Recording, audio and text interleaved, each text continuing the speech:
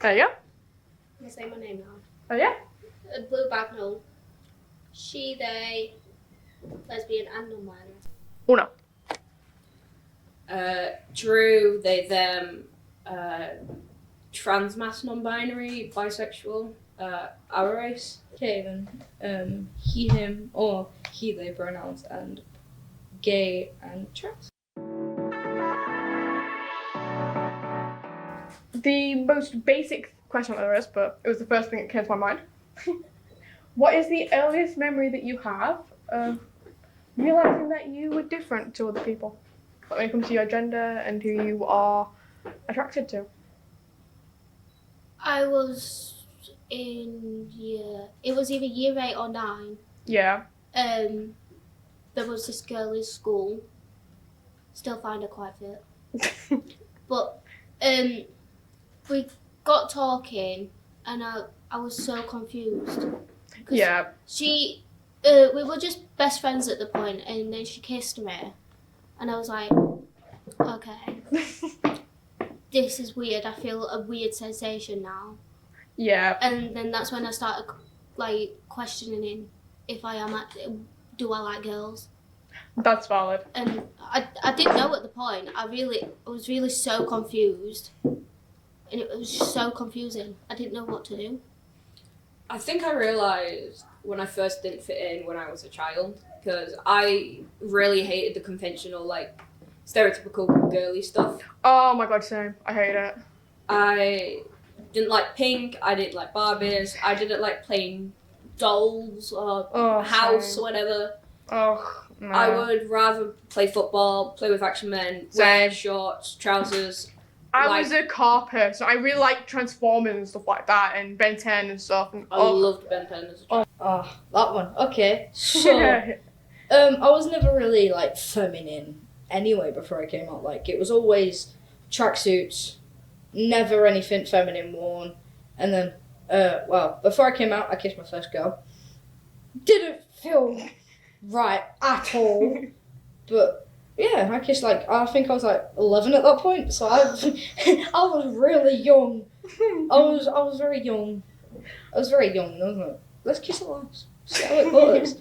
And then something clicked in, you're like, this feels right. I was 11 or 12 when I finally figured it out. What was the first thing that you did for your appearance when realising your gender?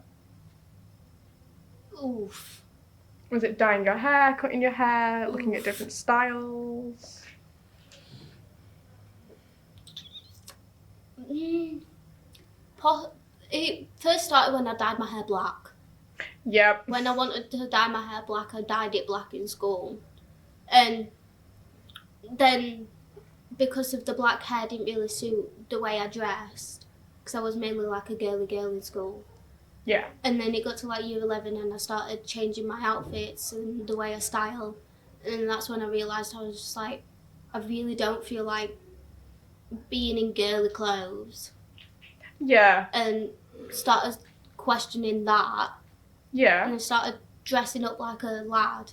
And then that's when I realised I feel like I am non-binary at this point.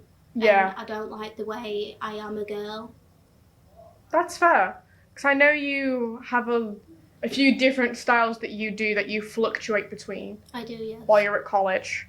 So one day you'll wear a skirt, next day you're wearing shorts, and literally what you're wearing now. Yeah. So I'm like, fair enough. So it depends on your mood, and you're like, okay, skirts, do I have the effort for skirts, do I not? Yeah, it's basically on the mood. I think one of the first things I did is I bought a binder. Because at the time, I was also cosplaying, so I was just trying to justify it in my head. I just want this to do male characters kind of thing. And then I kind of started wearing it outside of cosplay, and I was like, oh, this kind of feels nice. But even when I started cosplaying, I was I don't think I'm a girl. Yeah. But I didn't know what to call it. That's fair. What was the first thing that you did when you were realising about your sexuality? Oh, I was 13, and I was about 12 or 13, and I was dating a guy, but at the same time, there was this girl, and I was just like, what? I was like, why every time I talk to her, I'm like nervous, I'm like sweating, I stumble over my words. You kind of already started this one off. The gay quizzes! Oh god. Everyone has done it, even if it was just as a joke after you realised who you are, aka me. I did it as a joke. And then, how many, did they even help at all, or was it just a load of bogus, as I said? It was very accurate. It was very true. But at the time I was like, nah, I was in denial, so I was like, nope, that's not right. No, it can't be right. No. But then I did one after it came out, I'm like, that syncs up very well. I cried, I laughed that hard that day. It was really bad. Like, Yeah, the ones that I found never were good. I'm like, the answers that I have on here, what do I do? That's what I mean, like some of the answers that you needed to put on weren't on there, and I was like, these aren't What great. I want to do. Exactly. How was your mental health affected during during the discovery process, and how does it differ when you found out who you are? The mental health during it and actually finding out and being confused about it was difficult, because you do get that thought in your head, like no one's gonna want you around now. Oh, definitely. I had that. They're many not gonna times. want to be your friends. Your parents are gonna kick you out of the house for being who you Yeah, want to be. that's a very scary thought. A lot of people and have. that's a lot common now. Yeah, unfortunately it is. You're It's scared really horrible. to be who you want to be because you're scared that people are gonna leave you or just ditch you or bully you about Oh, definitely. What advice would you give to people who are in the learning process of finding out either their gender or their sexuality, or if they're learning about both? It's a process, and you just have to go with it. You could have every friend in the community. They can't tell you what to feel. They can't tell you, oh yeah, this will happen, this. They can warn you, but they can't guarantee that it's going to happen. It's a process. Yeah. Everybody is different. But just don't follow the crowd. This one's a good one. I God. like this one.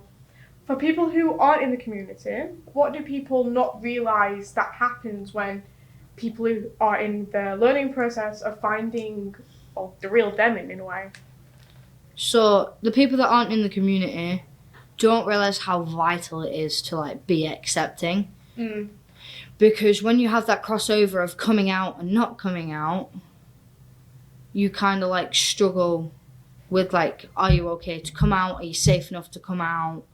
It's just more so that you need to find that balance point to accept, understand it. Like, even if you don't understand it, do your research, because it's like what Logan's doing right now. Logan's researching into me being trans and the processes and testosterone and everything. My mum's done the same thing. But yeah, it's just more so take your time to understand it, but don't be judgmental. Give them a safe person to come to, because if they don't have that safe person, they are going to feel like they're alone, and that's going to be the place they're always going to feel like everyone's against them or that they're alone. Yeah. But yeah. This one's a fun one. How did you learn about your style? Was it trial and error, or was it through social media and then trial and error? Or was it just a bit of... I'd say it was a bit of both. Yeah, because I'm using a lot of Pinterest and Instagram at the minute. That's what I did. I used a lot of Pinterest and TikTok.